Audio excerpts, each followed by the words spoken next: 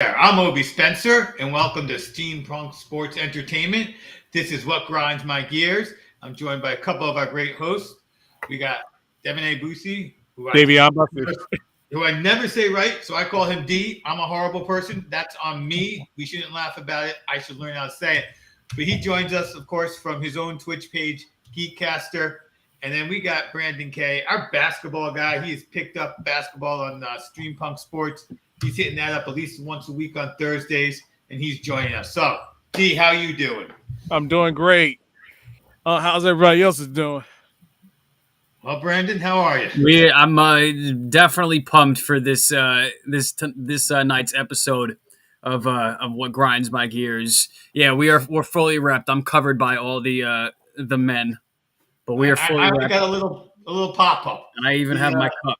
The Dorbies. I'm not full blown like man D with the true Funkos, but I got the little Dorbies. Yeah, you can kind of see in my background. I got a whole entire wall, perfectly organized, and Batman Pops being the most populous of my collection.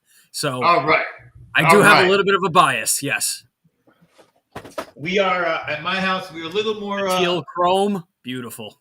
Oh wow, chrome, that's gorgeous. That's gorgeous. My family leads a little more Marvel, except for So, when I did Spider-Man the other day, I was fully able to run, but Batman is a great one. And that's where we're going to start with old Batman, as you can see along the bottom here. And we're going to start with the NBA All-Star coverage, because as you know, we are always combining sports and the nerd world. And so broadcaster Brian, I'm going to be reading a little something here. So let me move it to, so it looks like I'm looking at the screen. Fake you guys. During the NBA All-Star coverage, broadcaster Brian Anderson appeared to be calling a regular transition to a commercial break when the video board outside Rocket Mortgage Fieldhouse in Cleveland advertised the All-Star game being shown in an assortment of clips before eventually changing to a green text saying, "Unmask the truth." Digital version of our Cape Crusader showed up on the roof with the bat signal and the ominous red sky behind him. In disbelief, Anderson goes to, "Yo, guys, you getting this from the truck? Something's happening outside. Hold up. Is that the bat signal? I think the Batman's on the roof, and I can't believe what I'm saying." So there we were in the midst of not only bringing Batman to augmented reality into advertising. I know, Brandon, you mentioned a couple other commercials you saw with Batman. So right now, this is the biggest movie, definitely biggest movie since Spider-Man. Talk to me about all these things: augmented reality and commercials, Batman crossing over every which way. We're going to hit up D first because I know Brandon has some stuff on him. No, just because I had brought the whole commercial, I think it was very early. It was the Knicks. This was post All-Star game. It was the Knicks. I forgot who they were even playing, but they had transitioned to a commercial promoting the new Batman movie, and it was a traditional trailer, so to speak, with all the Riddler envelopes and stuff like that. And then all of a sudden the text, and then in a background voice you hear "Bing Bong," which, if you are familiar and kind of in the social media, familiar with kind of what's been going on, you've been hearing "Bing Bong" a little bit floating around the, I'll say, goofier side of politics lately the last few months. And it's kind of been a viral hit, especially in our New York, New Jersey local area. So for them to integrate it into the commercial with the Knicks, they had R.J. Barrett in there. They had these custom like Gotham City black and red jerseys. It was very well done commercial, goofy yet serious, and yeah, they augment reality. Brought in Robert Pattinson, his Batman character, with R.J., and they had a little bit of a conversation. And just everything right now is all Batman, and I'm all for it. Batman. But here's the thing. I think a lot of it's just to advertise, it's here to push. It's basically to get people revved up. It's just to basically for all the Batman fans, people that are not Batman fans, to say, yo, we have a different type of Batman. We're going to introduce them, but we're going to introduce them in a way where it's so common. I also think that the New York Gotham ties, now that I'm thinking about it, played into it also. Okay. And that makes sense. I mean, Batman, even though, things get crazy, people tell you that Gotham's actually in New Jersey, per the comic books, if you go back long enough, that he's in South Jersey. But I think the general populace, when they hear Batman, Gotham, they think New York City at night. Sometimes they even think Metropolis is New York. Sometimes they go with LA. But Batman and New York are pretty synonymous in, I think, especially for the non-hardcore fans, for just those people, because everyone knows Batman. And we always talk about the dynamic duo and just about everything else we're talking about, no matter what it is. Also, there's a dynamic duo. Which one's Batman? Which one's Robin? But Batman is... I remember the first Batman movie with our boy Michael Keaton. And, that's when superheroes came to movies, although there was 4 Superman movies before that. But that's when Dark came to superheroes in the movies. And taken seriously. Yeah, which is where he was playing in the comics long before then, right? Right. Detective Comics, issue 1 to what Infinity at this moment. Right. But me growing up as a kid, my Batman would have to be Kevin Conroy. Okay. Grew up watching the anime series. The anime series was like the best thing ever. He played the voice. He played. He knew how to be Bruce Wayne with the voice, and he knew how to be Batman with the voice. It wasn't like, sorry, I'm gonna have to blow somebody under a bus. One of the Batmans. Where's the drugs? Or yes, I will agree with you. Christian Bale's Batman voice, which I think is what you were going for there, was like, like it was too rough. It was too like, what are you doing? And I don't know whose choice that was. Since he did it for 3 movies, I'm expecting it was his and not Nolan's. But yeah. But in other places, like, that's now his voice. That is the voice that people use when they say, "I'm Batman." Like, that's where people come from, and it's not like Michael Keaton didn't say, "I'm the Batman." It's not like that's a new line, but that's how we say it. So good for my tongue getting tied here.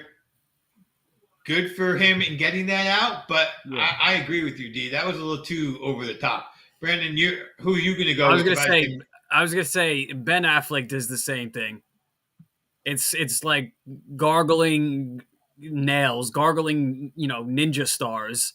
It's rough, and I think there are actors, whether it be both in any version of animated Batman and live action Batman, some actors have done a better job in being able to be Bruce Wayne and be Batman, because there are ones that have been one and sort of kind of lacked in the other. But then there were guys like Conroy, again, doesn't matter if it's live action or animated, that were able to nail both parts very, very well. Right. Yeah, so you had something to say there. Yeah, because Ben Affleck to me was, I think not only that, you had to look at him doing Daredevil. It did how he doesn't fit the superhero type trope actor. He's more the guy that sits on the couch and asks for, "Oh, guys, you're smoking weed. Oh, yeah, I'm going to basically smoke weed with y'all." Or, "Hey, guys, I can't be taken serious." And then when he gets the older look, it's like, yeah, in my times. Yeah. But him playing Batman, it was like, it's like you could have called Christian Bale back. I would have been okay with that.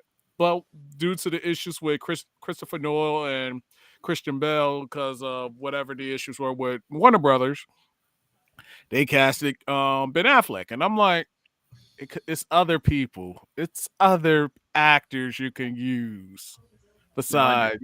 Yeah, I think so. So I'm going to go against the grain. I really was impressed with Ben in his Batman. I thought in the movies he was in as Batman, especially compared to Superman, he did a much better job. I thought he stole the role.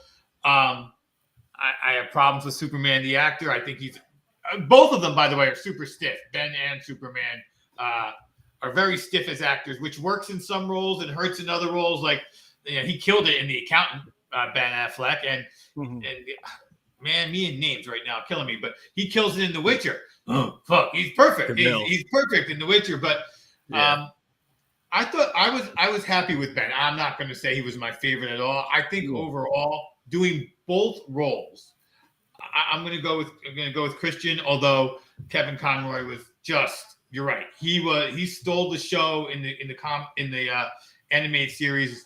The nice thing about an animated series is it's like, an actor isn't working out, quickly you can replace him without everyone fully noticing, unless especially in the 90s when that show was out, because nobody did not necessarily know who was behind the scenes. I think we've had this conversation before. I know I have faith after seeing Tenet that Pattinson is going to pull off Batman. Where are you guys standing on Pattinson pulling off Batman?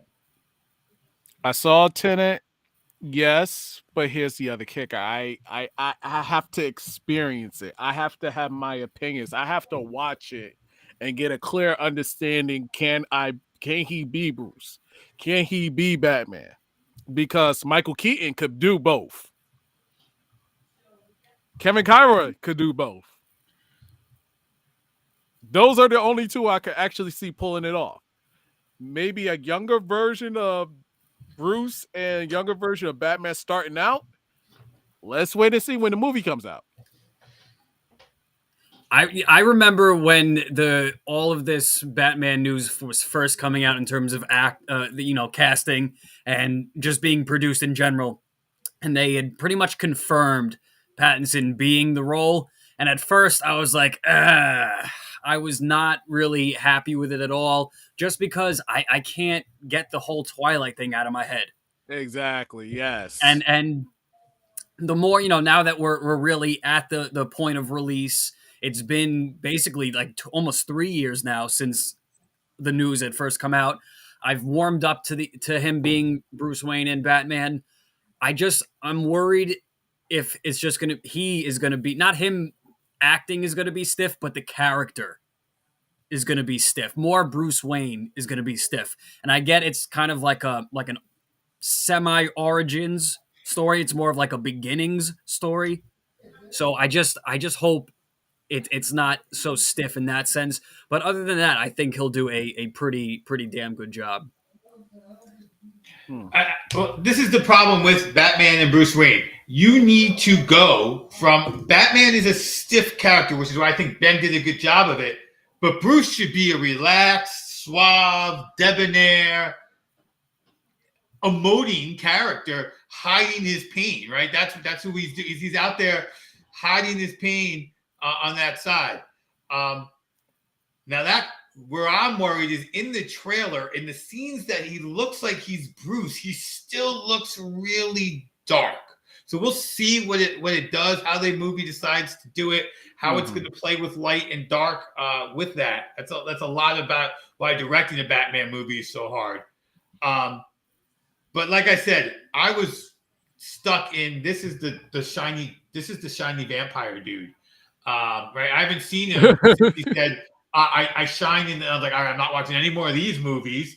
And he did the Harry Potter movie before, but I what else he did, and that's why I said that's right. When I saw him do Tenet, he did do a debonair kind of character a little bit, and that's what gave me faith that he can do that. So I mean, because Val Kilmer, I think, did an amazing Bruce Wayne, but he couldn't be stiff enough to be Batman. He was the exact opposite. I got Wayne down, but I can't get stiff enough. So we will see, because we have seen him play stiff, because that's what that vampire was, if he could do it. But we're going to take a moment to get away from Batman the character, and we're going to discuss Batman the ball players in general, as we're going to give our sports side its due and discuss the unfortunate situation that is baseball. It's not being played. As of 7 o'clock was the last time I looked. There was no deal reached. There's an artificial... Don't hold your breath. Yeah. There's an artificial deadline put in by the owners. They say if they don't reach a deal by midnight tonight, they're canceling a month of the season. of course, that's like me telling my kid, if you don't do something by midnight today, I'm not giving you your allowance.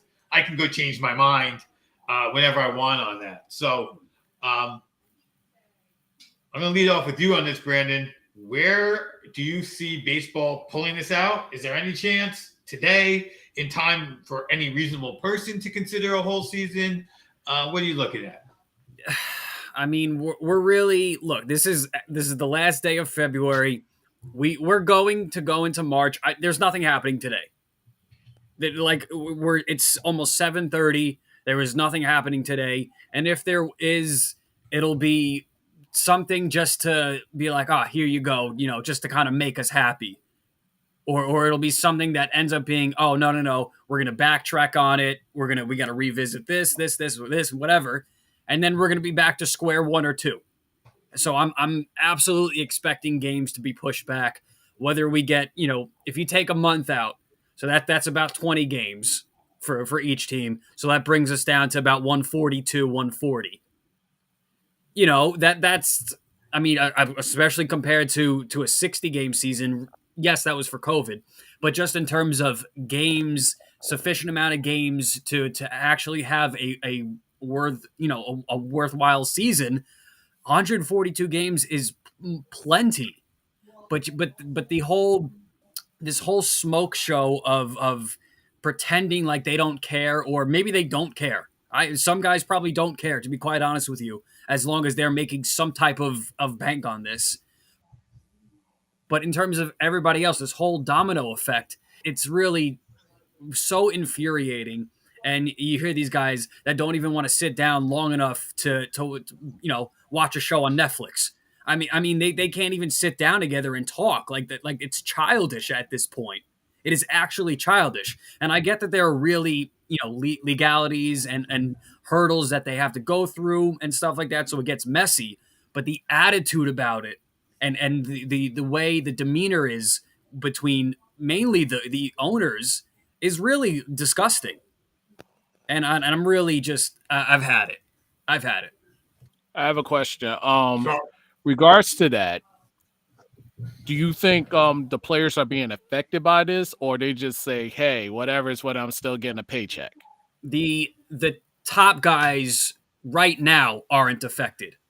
Mm-hmm. If they even if a year or so, top guys are not going to be affected. Baseball, you get every single penny. Doesn't matter what happens to you, length of your contract.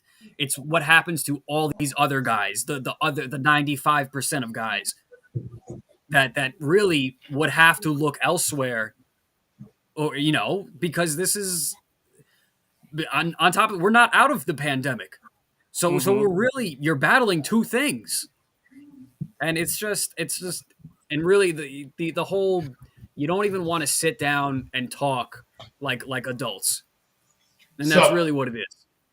To that point, I'm going to throw this question to D, who's not the big baseball fan, but is a human who lives in the world, has a job, sees what's around him. I happen to agree with this tweet that was taken down by Bueller, one of the ball players, who's also a very highly played ball player by that standard. But I happen to agree with him on this opinion that he wrote. You're talking Walker Bueller? Where you're coming from, D. He wrote, "This isn't millionaires versus billionaires. This is workers versus owners. The value is subjective. We are extremely lucky to do what we do, but the numbers don't line up. I appreciate the fans getting where we are coming from, truly." So that last sentence a lot, he's just, saying, hey, the fans are obviously rooting for me. But the other part, that really sat with me, just as a human being making a living. D, where are you on all of this? As less of a fan and more of a person. Like, to be honest with you, that's how it is on everyday society. Like, something happens within the office place, something happens within corporate, it does affect the little people. Like, people that actually is busting their butts trying to make your company be valuable and profit. You're basically profiting off of little people. So when things hit the, goes out of whack because somebody finally make a stand, without the little people, it's like your money goes down. It's all relative. It doesn't matter the size of the business. There are little people in a business, and there are big people in a business. Mm-hmm. You know, Absolutely. Like on you top see of this, how many, just on top of how many people are involved in the business. Right. It's all relative. It doesn't matter. Mm-hmm. and then who are the faces of the business versus who gets paid for this. One of the things that gets to me. And then I'm going to change the subject to something less intense. But if you go to a retail store and you get bad service, you're going to be angry at somebody making minimum to $15 an hour, probably enforcing policies made by somebody making 12 to 15, no, that's no sorry, good range, $100 to $500,000 a year. And you're going to get angry at the person making minimum wage to $15 an hour. And in baseball, there are these guys who it feels like the players are fighting for, those guys who just get a cup of coffee, as we like to say, and they never get a chance to make any money. And then there's the other guys that they're fighting for because this middle range team players are really like, if after 6 or 7 years you're not one of the best players, you're like, we'll replace you with somebody younger and see if he's going to pan out. So you'll be a bitch warmer throughout the whole entire time. Yeah.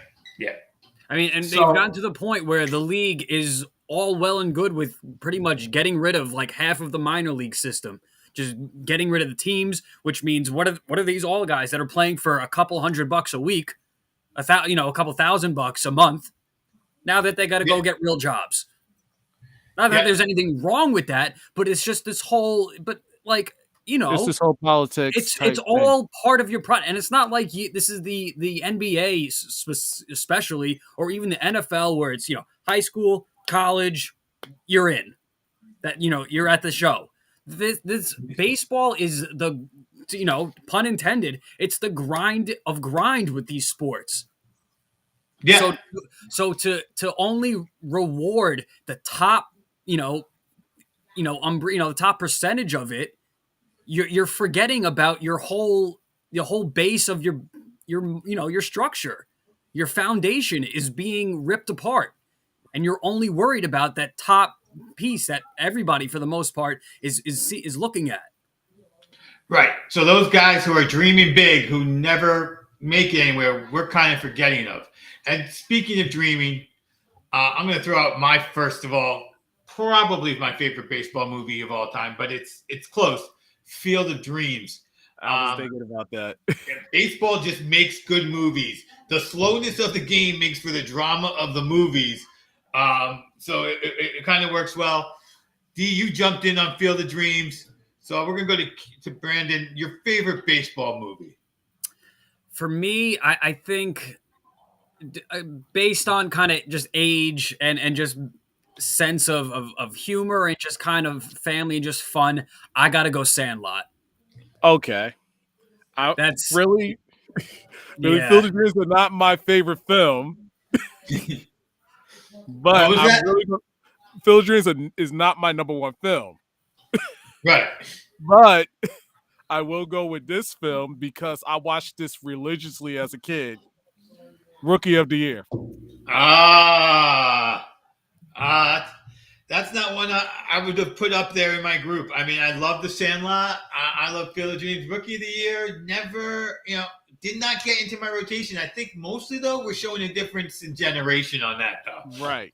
Well, I'm going to kind of upgrade my answer. I'll say that from more of a nostalgic standpoint. Yeah. Now that I've gotten older and really kind of reevaluated what cinema is and stuff like sports movies, I got to go 8 Men Out.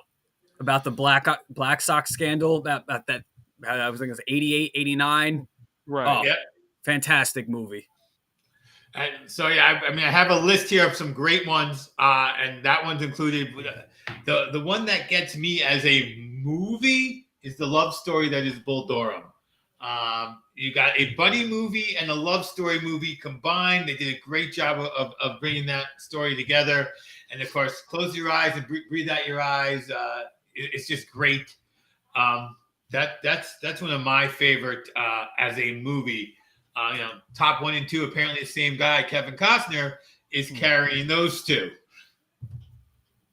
So yeah, Field of Dreams, and Bull Durham. Yeah. Those are my 2 with The Sandlot just is so much fun. It was just such a fun movie. 42. Is it 42? Yeah, 42 with the late Chadwick Boseman. Yeah, that was somehow it's so biopic. I forget it's a baseball movie. Makes sense. Like sometimes when a biopic, like Ali, that doesn't seem like a boxing movie to me, but it's a boxing movie because it's about a boxer. Like sometimes those biopics fade from the subject of what the person did to the person in my mind. Because you're right, not to say 42 was a great movie. It was an important subject. It was a subject I studied a lot of, read multiple books on when I was in college and taking history as a major. And they stuck very true to a lot of the important facts. So it wasn't overly dramatized. I mean, it's a movie, but the key important facts were so right on. The relationship between Branch Rickey and Jackie was done really well, was the way I always felt it went in my reading of it. Same with the Pee Wee Reese moment. I mean, it was great. It was obviously it's a super dramatic story, so it's easy to make dramatic. But they didn't have to make stuff up or change timelines, like a music movie biopic. Like you watch Bohemian Rhapsody, and that Queen never broke up. They were on tour right before they went on that. Come on now. Like, that's not what happened.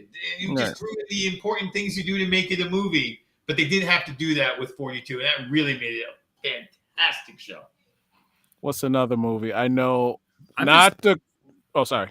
No, I was going to say, just thinking about it in general, I forgot how many baseball movies there are. Yeah. Oh. Like, there's so many. Let me Bad just News give you... Bears. The Bad News Bears, not on the list here's the list our producer gave. Field of Dreams, Bull Durham, For Love of the Game, Fastball, The Upside of Anger, The Rookie, as opposed to Rookie of the Year, A League of Their Own, which we have not spoken about. I was going to say, does that include A League of Their Own? Yeah. Yeah. Pride of the Yankees, 8 Men Out, Moneyball, The Natural, The Sandlot, Everybody Wants Some, and one of my favorite sports comedies of all time, number 2 behind Caddyshack, Major League. Yes. I think that was Wesley Snipes' debut. I don't know if it was his debut, but it was certainly early, and it was before he went on to do bigger things, and that's why they made fun of the character when he wouldn't, run like Mays, hit like Hayes. It was so many good sports films, like not just in baseball, football, the whole 9 yards. And then you have and UFC fight movies. They had some good UFC fight movies, but they didn't push it as hard as they did as far as the majors like baseball, basketball, football, golf, tennis. We don't have enough golf movies. Happy Gilmore is one. Happy Gilmore. Yeah. Happy, you got your Caddyshack. Caddyshack, Happy Gilmore. The horror that is The Legend of Beggar Vance. What was the one with Shia LaBeouf? Greatest Game ever played. I think it was about Ben Hogan. Oh no, maybe not Ben Hogan. It was somebody else. No, I think you're right. I think it's about. I don't remember the name of it, but I think he did a movie about Ben Hogan. Yeah, that was years ago. But I can't think of any other real golf movies. Caddyshack 2. Okay, you got your franchise. I think we're gonna get a Tiger Woods story soon. I don't know how soon, but I would be shocked if there's. I think we are. No, I really think we're gonna get one. We probably will, but I can't get the Dave Chappelle give it Tin Cup. Oh, did you guys mention Tin Cup? No.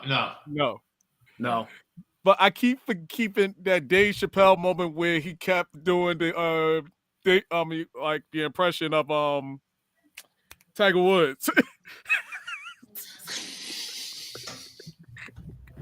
I'm Dave not Chappelle doing just always it, nails but... impressions. Yeah, no, it's all right. Google that. Oh God! Just thinking about it was like. Kids. Oh God! But, No, but back to baseball.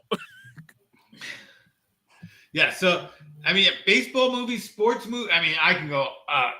Sports movies in and of themselves is a topic for a whole show. Yeah. But And this we're doesn't even gonna- include Miracle as a hockey movie. So we're Correct. just, I mean, The Mighty Ducks is a hockey movie. Yes. By the way, we didn't just we talked football movies. We didn't talk Remember the Titans, my favorite football movie. Oh yes. With all due respect to the original Brian song, although that one's more of one of those biopic movies Rudy, that just happens to be about football. Rudy. And Every Given Sunday. Any Given Sunday. The one where LL Cool J and what's his name? Jamie Foxx almost got into a heated fight on set. That was Any Given Sunday, right? Yeah. That's our boy. That's our boy Scott. Didn't realize who had given us that comment, but let me tell you, getting back to Batman. For those of you who don't know, one of Scott's biggest roles is in the huge melee fight in Batman. Yeah, we have some Batman alumni on this. That's right. He was in The Dark Knight Rises, and you get to see his Tookus quite well next to Christian and Hardy. So I always like to point that out to my kids when we watch that. But speaking of Batman, and I'm going to go over to my 76ers because the debate has been who's Batman, who's Robin on that team. So I'll hear what you have to say first, Brandon, and then I will give my definitive answer on who's Batman and who's Robin on the new look 76ers. So I think just based on having the two of them together as a duo, I think it's a little early to set in stone which player is which character. I just, I want to give it to Embiid being Batman. He's the 10-year guy on the team. He is the 76ers. He is the process. So it kind of in seniority aspect, I would say Embiid is going to be Batman. But depending on how their actual gameplay plays out and the way their offense is being run, I can see him being Robin, but it might be a kind of a Batman, semi-Batman or trying to think anybody. I'm going to help you out. More of a Nightwing or something like that. I'm going to help you out because the problem here is that it's a trick question. It's much more complicated than that. Harden is the brains of the operation. Definitely Batman. But Embiid ain't Robin. No, he's Superman. And Maxie is Robin. See, they got that beautiful Batman and Robin backfield with Superman and throw in the rest of the Justice League wherever you want. D? Now, if you want to say Batman and the family, there you got that too. Batman, you have Robin, you have Red Hood, and you have Nightwing. What, Nightwing? You have Nightwing. And I think Tim Drake be another, what is his name? Hawk something? Obviously, Ben Simmons is Damian. We shipped him away. We couldn't turn him. couldn't keep the bad down, so we had to ship him out. Yeah. We sent him to Raj Al Ghul and his magic potions and Kyrie. I'm doing my research on this vaccine. Please. Honestly, just being in New York and the thought of having both Ben Simmons and Kyrie is just really mind-boggling to me. Look, I was shocked that they got rid of Harden. I was surprised too. I mean, I will say this. I understand why, because the reality is they had all that offense and no defense. And here was a guy who could play the heck out of defense and distribute the ball to the two scorers. So it made sense for them to want Simmons. But to Brandon's point, I don't know Simmons' true mental health. If I take him at his word, how well will he be able to keep his mental health up?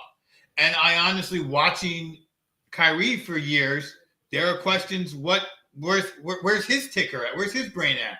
Is it just that he's interested in a lot of other important things?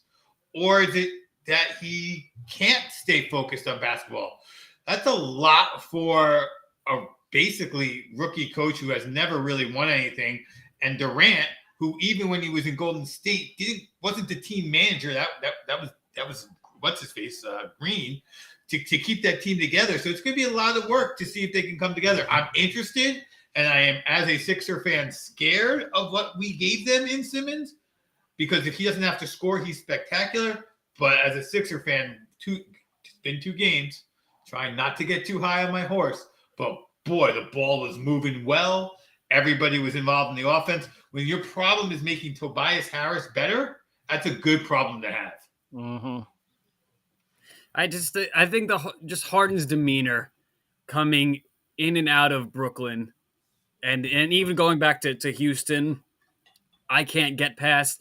You first off, you look slim as hell now, James. That's real damn convenient. Hey. Looking like Colin Farrell's penguin up in Brooklyn, and then you slim down in your nice new Philly #1 jersey. And now here's one of those things that, like, look, you can never get into the head of a person unless they come out and say it. Rumor was when he was trying to get out of Houston, he really wanted to go to the Sixers then. Maybe he just likes working with Daryl Morey. I mean, that is a legitimate possibility. Which in another field without contracts, if your boss goes and you like your boss, you can follow your boss. On the other hand, you're not getting paid millions and millions of dollars and have contracts and the pros and cons to signing a contract, right? But that is one of those things where I wonder how much that's the rumors. He really wanted to get to the Sixers. He really wanted to work with Morey. But boy, I do hear you. He did it in a way that wasn't the best. And let's not forget, he got himself taken out of Oklahoma City when that was going to be the team to beat for years. And then they had to tear it down because he didn't stay. Look, I switched GameStop locations when I used to work there because the manager relocated. So I would absolutely buy the fact that Daryl Morey coming from Houston to Philly would be a motivation for James Harden to go there. It's just, again, the process in which you did. Agreed. So now, I gotta tell you, first, just back to the whole thing. If I'm Kevin Durant, now I got Kyrie and Ben Simmons. I at those burner accounts, let's keep an eye out for those. Those are pretty damn soon. So, Can I do it? I'll give you a second. Let me do the segue. Because we're talking about Batman, we get to talk about Bruce Buffer and his brother Michael. So, Dean, which one are you doing? And go for it. Ladies and gentlemen, let's get ready to rumble! Very nice.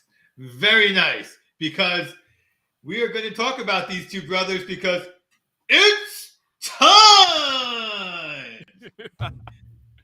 Don't got these boys. I admit it. Brandon, which one of these guys do you prefer? And have you heard the story of how they found out they were brothers? Yeah, I actually, believe it or not, I saw a video, a TikTok. I went down the TikTok rabbit hole of videos not too long ago, and if I had to pick one, I think I'm gonna go Bruce. You're gonna go with Bruce. Yep. It's time over Michael. Let's get ready to rumble. Yeah. I just think there's just more of a grit and an attitude and this badassery that I like. And but Michael is more of a kind of like a classier in that sense. But just personally, I'm more with that kind of grit. Yeah. I like Let's Get Ready to Rumble more than I like It's Time. But the finger roll on the It's Time is better than the leaning back. And there's so much to both. There's so much to both of what they do. I think it's great. But yeah, I'm going to go with a slight edge to Let's Get Ready to Rumble. Maybe even just because it's older. It's older. but they both get paid just to say those few words. It's crazy. You know, it's like the guy who used to say, "It's great, Tony the Tiger." Sometimes you just find that niche, and you may not be the world's richest man, but you are wealthy and you got a nice, easy, repeatable job. It's not always people you get that. Right. Yeah, the way I look at it, they're both like the legends and the two icons in that realm. But looking at them, I see Michael more like the Beatles, and Bruce is more like the Rolling Stones. And to me, they're just just a little bit cooler. The classy. I'm going to take a moment here to remind everyone you can find us on Streampunk Sports Entertainment on Twitter, Streampunk Sports on Twitch, Tales from the Film Set on Twitch, Tales from Film Set on YouTube. We are all over the place with all our different names, but it's really Streampunk Sports and Tales from the Film Set on all of our things. And go ahead, like, subscribe, press the bell so you get the things. And speaking of that, I just want to take a moment to go a little, like they say, inside baseball since we're doing Batman. Is it true that you have started this is for you, Brandon. Is it true you have started the Streampunk Entertainment TikTok? Yes, I do have the page is live, so you can go at Streampunk Entertainment ENT on TikTok. No content yet, but that will be coming within the next probably day or two. I'll have a first couple of videos out there, and we'll just keep it updated with all the sports and pop culture across all of our platforms, and just another form of social media to add to our repertoire of accessibility. So since this show is Grind Your Gears, I know we've talked a lot about some positive things. I'm very happy and proud of us for doing that. But let's talk about something that grinds our gears. Let's go the opposite. Let's talk about some of these great Batman actors, and I think we've done a little bit already with it, on what role they picked up. That was a mistake. Why did you do that role? I mean, for George Clooney, I think the role is Batman, so I'm going to not go with George Clooney, but I'm going to start off here with the great Michael Keaton, who has an array of films. What roles are we unimpressed with from Michael Keaton? None. He's legitimately my favorite actor of all time. So I'm going to be biased against him. Okay. Or second favorite. Now, if you're talking about other performers in that particular film, we could basically bring that up. Well, obviously you have something you want to say, so please grind your gears a little bit, my man. They call me Gold. Arnold Schwarzenegger, why? Out of all people, as Mr. Freeze. That casting still questions, still rattles in my mind to this day. Okay, so I'm about to make a hard left turn here since we're talking Arnie. Yeah. I just saw that they're doing a live action adult Fairly Odd Parents. I don't know if you guys were. I saw they made a few years back with Drake Bell. They did a Fairly Odd Parents live movie, and I just don't know why you didn't get Schwarzenegger to play the role that you wrote based on Schwarzenegger for the character's name when he played the head of the fairies. Like that was Schwarzenegger. You couldn't suck up the money, Nickelodeon, to get Schwarzenegger to play himself. I was very disappointed in that. Sorry for that left turn, but I see both you guys were Fairly Odd Parents fans growing up. Yeah, no, I loved Fairly Odd Parents. Timmy's like a brother to me. But Timmy Turner. Nick, they got to stop with this shit. Stop! You got to stop, man. You're really hurting us. You're hurting our childhood. We want to continue to support you, but I can't sit there in good conscience and in the future show my damn kids this. No, I can't do it. Come on, say it. I can't do it. Say it. I'm gonna end up. They're gonna end up having the same childhood as I had. You're trying to prevent that. Yes, we're trying to be progressive. We're trying to be better and upgrade. No, I don't want. I don't know. I don't want my kid to have the same life as me. Okay, That's so I what mean, they're doing. But that's what they're doing. I was watching that, by the way, as your parent. Like, I was the parent watching Fairly Odd Parents. I was not the kid. But I digress. So we handled that. We all love Michael Keaton. I would have just picked Duplicity just because it wasn't one of my favorite movies. No, it was unique. What? Duplicity was unique in a sense. Like I said, I mean, you're right. It's hard to pick a really bad role for Michael Keaton. Although our producer did go with Jack Frost. I don't even remember that movie. I don't think that was bad either. Okay. All right. No, Jack Frost was aight. Yeah, it wasn't that bad. It was aight. It was tolerable. Okay. I know. Cup of cocoa. I know he hasn't had like the size of career of, let's say, a Michael Keaton, much younger actor. Do we have a role that Christian Bale took that we really just wish he'd never taken? No. I can't think of, from Equilibrium to American Psycho. No, Psycho is great. Bale is solid as hell. I'm trying to go through all of his stuff to see if I can even pick something that would be like, nah, he was kind of bad in. I can't think of anything. I can't pick something out, man. He's solid. I honestly, we got to go Daredevil. We got to go back to Daredevil. Like I just said, Ben Affleck, Daredevil. Yeah. Christian Bale was in Daredevil? No. We're just saying. You're saying we were taking Batman actors. Out of all of them, their worst. It's Daredevil. Oh, come on. If you think Daredevil was the worst thing that Ben Affleck did, you're just forgetting about like Jesus. No, Ben Affleck is probably the most inconsistent actor who can still call himself an A-list actor. There's just crap. Wait, he did that? That was amazing. Then what is that piece of garbage? What the hell is going on?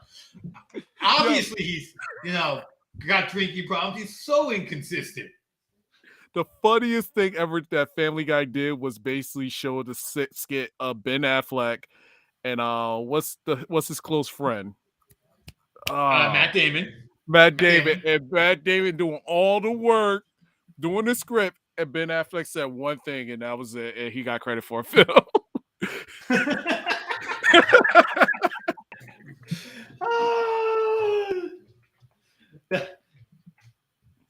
That is conceivable. You know what?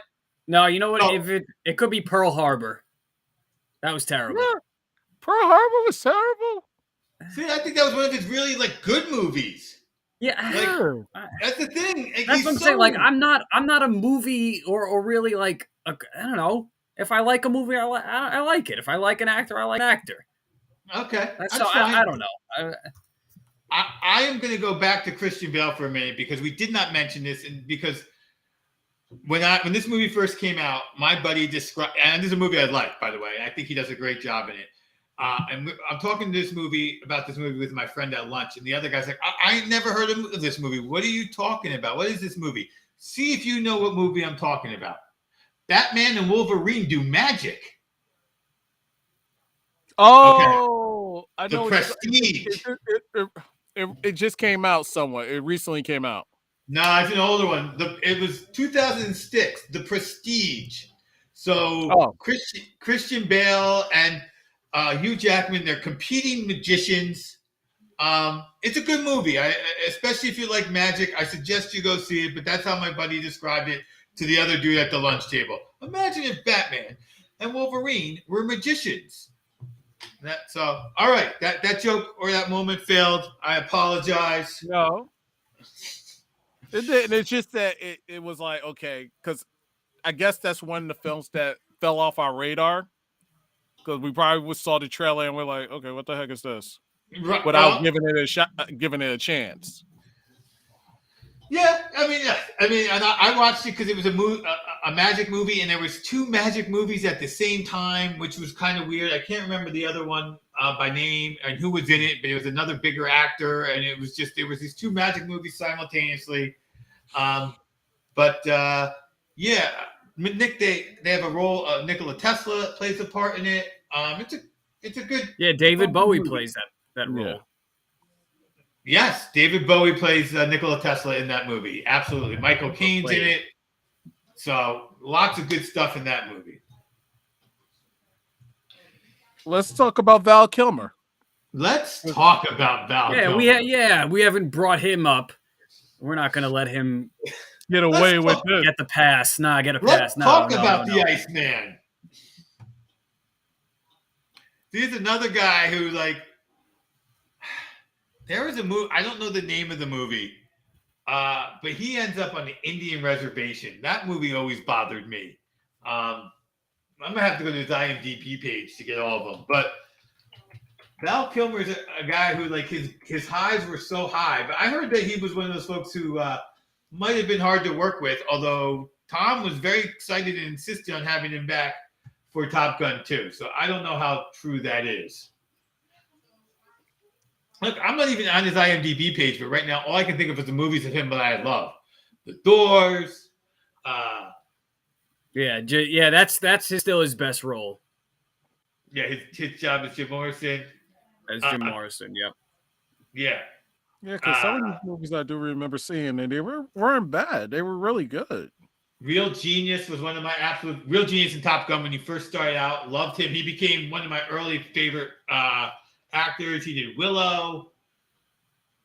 He was in True Romance. Totally forgot that. Yeah. I'm trying to see what's. Oh boy, he was in Knight Rider, the reboot series. That was that was the worst thing he ever did. He was the voice of Kit, but that show was horrific. And 18 episodes they got when they rebooted that. That's impressive. I don't know. I'm not a big overall Kilmer guy. Yeah, it's like he's okay. I'm not saying he's bad. He's just okay. I don't know. Now George Clooney is even harder because it's like Batman is that role. Like, Batman is the really bad role he did. Yeah, because you look at all these actors that play Batman, and you're looking at all their credentials, and you're like, well, except for Ben Affleck with the Daredevil. Yeah. I mean, but that was one. But everybody else is like, yo, you had some memorable films. Like, your films was fire. Like, some of the films that you was in was really good. Hey. Plus, every woman wants him. Paycheck was good. Argo was good. I mean, I can go. The Asteroid movie where Bruce Willis dies because Bruce Willis always dies. That was another good one. Like, Ben has a good repertoire. He just the Ocean series is a classic. But the flip side is he's got Gigi and he's got Daredevil. Like, it's just anchors on his career. You know, he's got that nice Nespresso commercial. Hey. George Clooney is Nespresso commercial. That's where he goes to. I mean, it's hard for me to think of. Try my espresso. It'll pick you up. Yeah, he's like in France at like this side street cafe. Like, all right, George Clooney, that's realistic.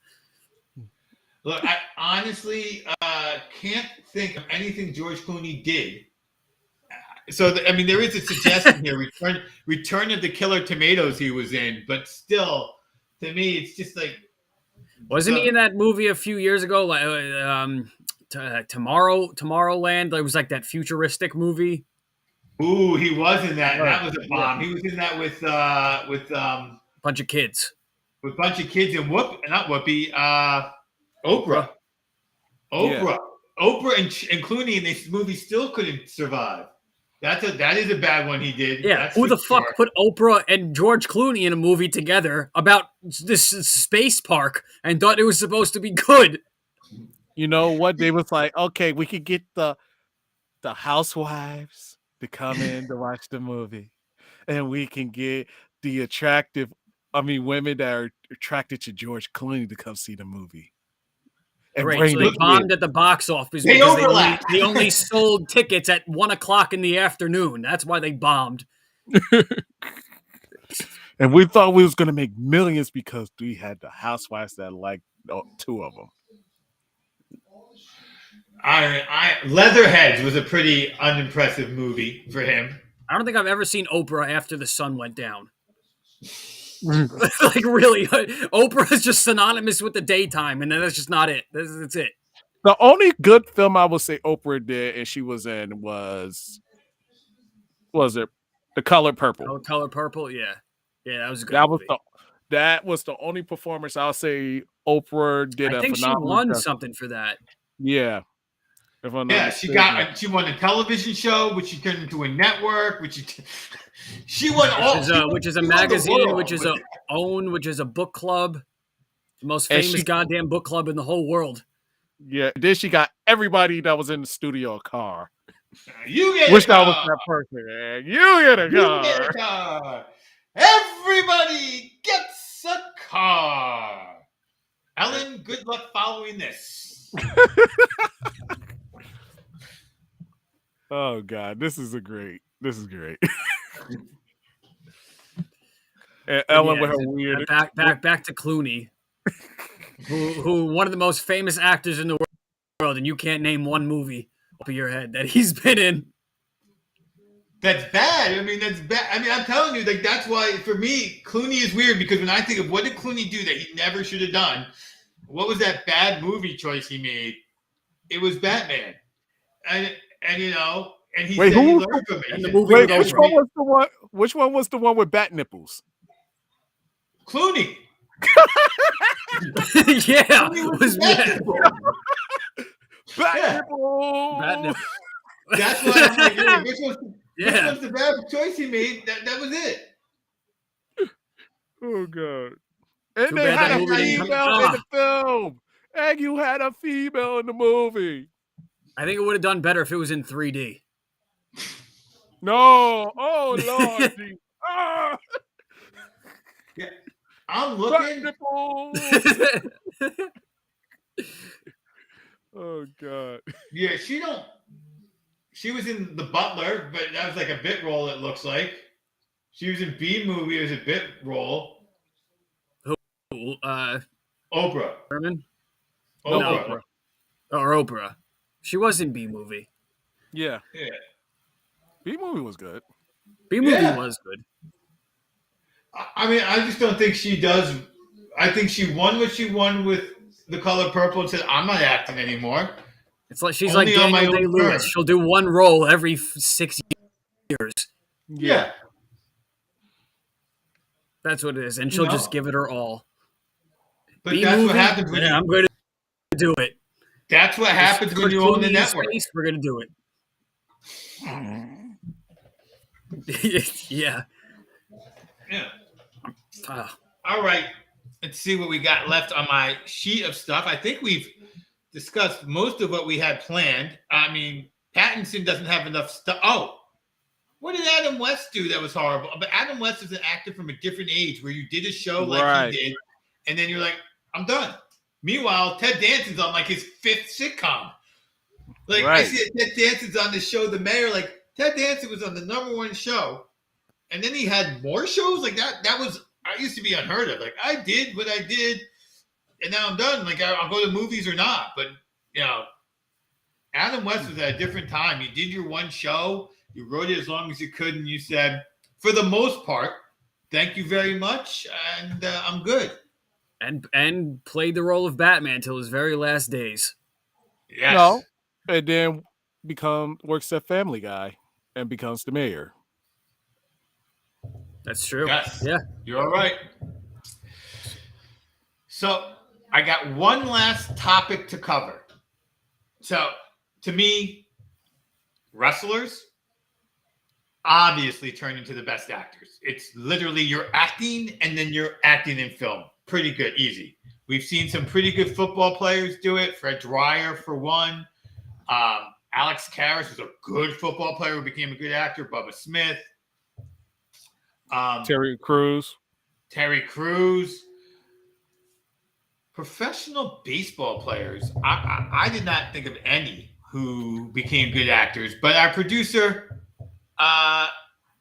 did, of course, because our producer is fantastic. Thank you, Robin, as always. She did put me a little bit to shame. She came up with one baseball player who was a fantastic actor, and a couple of other folks who had some baseball background who did some acting. So who do you guys, when you hear baseball, is there anyone that comes to your mind as an actor? I mean, to me, it's Kevin Costner. He wasn't an actor. He just was in baseball movies. Anything for any of you guys? Wasn't Derek Jeter playing baseball? Yeah, I he mean, had a in the movie? couple. Yeah, yeah. Didn't He had a Mark couple Wahlberg cameos. shot him in The Other Guys? He shot Jeter in the Yeah, leg. yeah, a couple of cameos. Cameos, Nothing but wrong not. with But that. not. I'm trying to think. Baseball is so hard, though. Okay, I got somebody, but you might as well call him the do it all of all do it alls. Give it a shot. Michael Jordan. Fair enough. Okay. Fair enough. Okay. Do it all. He did lead a movie that was so good they made a sequel. I got to give him that. But that was it didn't not have the him guy. in it. What? But it didn't have him in it. They had the other Michael Jordan. Well, because the other Michael Jordan's a very good actor, and the original Michael Jordan was a really good basketball player, good enough to be a minor league baseball player, and so far a respectable owner. So no, Mr. Baseball himself, of course, Bob Uecker. Yeah. That who of course is probably about 10, 15 years ahead of you guys. I mean, he did his commercials in Major League, but that's it. And then Kurt Russell was a minor league baseball player for the Angels.